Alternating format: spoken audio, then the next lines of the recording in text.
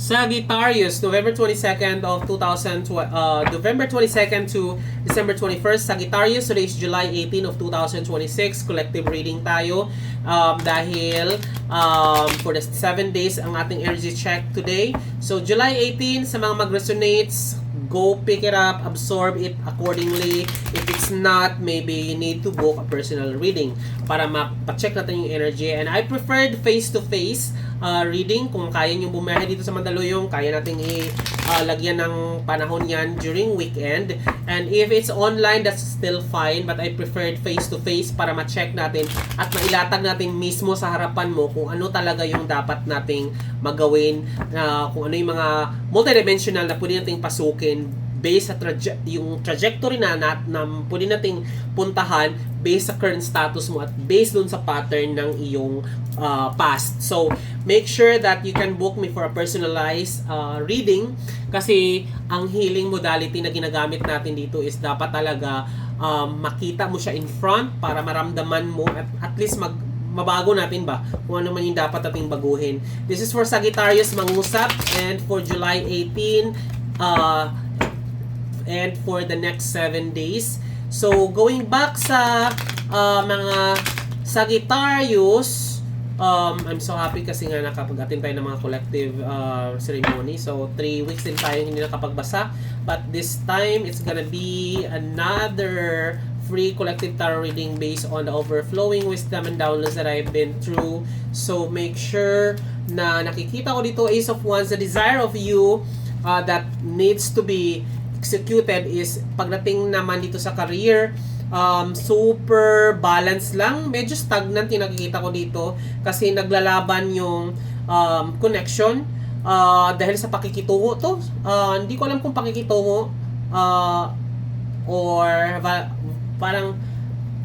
parang peer pressure kasi dahil parang feeling mo kapag makikisama ka sa kanila, you will be safe, parang nag-uunyaw dito.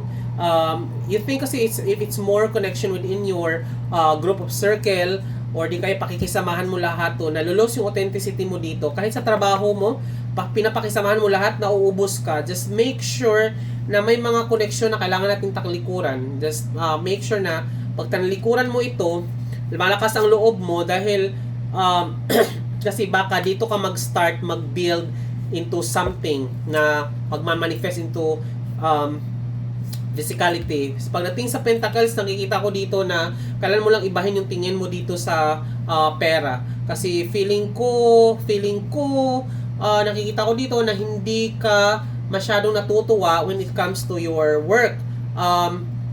Medyo obligation, parang hirap na hirap kang bumangon.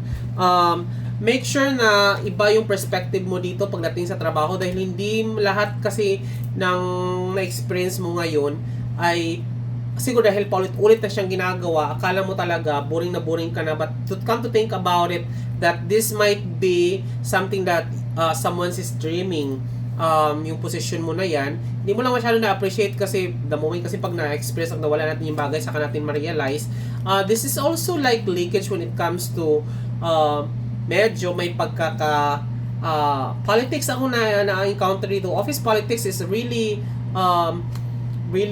rampant when it comes to this. So, kaya leakage. Kaya ingat sa mga pagbibigay ng opinion or pag-share ng information pagdating dito sa office dahil medyo mayroong betrayal na mangyayari. Kaya make sure that don't get involved into an office politics. There's always politics outside, but don't get involved. Just make sure to observe. And kasi yung desire natin ng promotion kasi mag-base din dito sa mga influence na to. But if you actually know your capacity, if you are not being promoted at this collective, baka kasi sa ibang organization doon mag-flourish. So, kaya kailangan ng discernment. Kaya kailangan ng looking forward kung saan yung greener pasture. Kaya medyo pag nakatingin ka sa greener pasture, baka nandun yung aanihin, tinanim mo dito, nandun yung aanihin, so why not go to that rice field na medyo hinog na, kasi matagal mo na tong binuo eh. Kasi kung ang promotion na kina-carve mo from the start and then medyo hindi naman na-appreciate kahit na sobrang taas na siya kumpara dun sa iba, why not kasi ang aanihin mo wala pala dun sa rice field ngayon, baka sa ibang rice field pala talaga ang aanihin kung ano man yung maybe this is just only a training ground for you that you are experiencing. Kaya come to think about it, don't think negative kung ano man yung naranasan, baka kasi pinanday ka lang kasi nga dito mo tinatanim, dun mo siya anihin. So make sure that hindi ka negative sa mga thought when it comes to building connection. Make sure may mga bagay na kailangan nating tanggalin pagdating sa work environment Sagittarius, kasi minsan ito na lang din naman ang dahilan kung bakit hindi ka makakatulog, dahil the more na marami kang alam dyan sa work related mo, the more din naman talaga na maghihirapan ka, dahil ang dami mong iniisip, kanino ka ba paniwala, kanino hindi, kanino wala kang dapat kampihan. Kailangan talagang neutral ka lang, kasi to start with, pumunta ka dyan dahil sa sarili mo ka para kumita, hindi para makipagchismisan dyan sa kung sino-sino. Dahil instead, mag-build ka ng sarili mong skills, take all the challenges kung ano man yung nandyan, make sure that it actually a fruitful task, kasi aanihin mo siya later. Huwag na masyadong makipag-ano dyan sa mga trap na yan na medyo toxicity, kasi ganyan naman, it's all about your mindset. And kapag medyo yung iba ay nakastagnant at ikaw pasulong, iwanan mo sila, di ba? Kasi kapag namanatili ka dyan at lahat sila stagnant, ikaw pasulong yung goal mo at certain level of time, then go, iwanan mo. Kasi kung ayaw mag-grow ng iba, i-push mo na yan. So, wag kang masyadong involved sa mga noises. Kasi lahat dito, yung Hierophant kasi, the Chariot pala. Yung Chariot kasi is more of pasulong. Parang ganoon, may hinihila. Dalawang archetypes, spiritual archetypes tong dalawa na to. Kasi yung mga dalawang hayop na to, hindi naman to belong sa Earth. So, pag ganon, medyo may magic na mangyayari sa'yo if you step forward without looking kung sino man yung nasa likod. When we talk about not in a bad way, kung sino yung mga support system mo na iwanin. Kasi minsan kasi, yung mga sumusuporta sa'yo, temporary lang talaga sila. Kasi minsan, sila yung mga nanghihila din at the end of the day. Kapag hindi, kasi human nature, takot umalis yung iba kasi takot mawalan. So, 'di ba?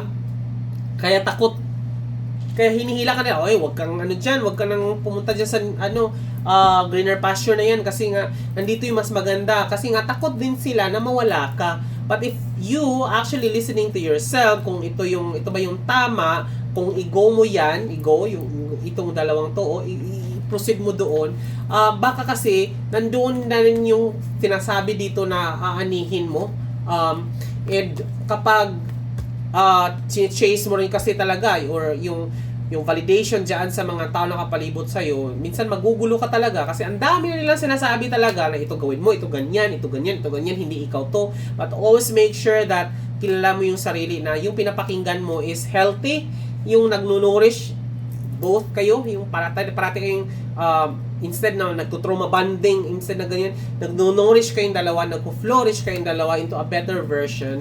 And baka talaga yung mga chismis dyan sa office, noises lang. Okay?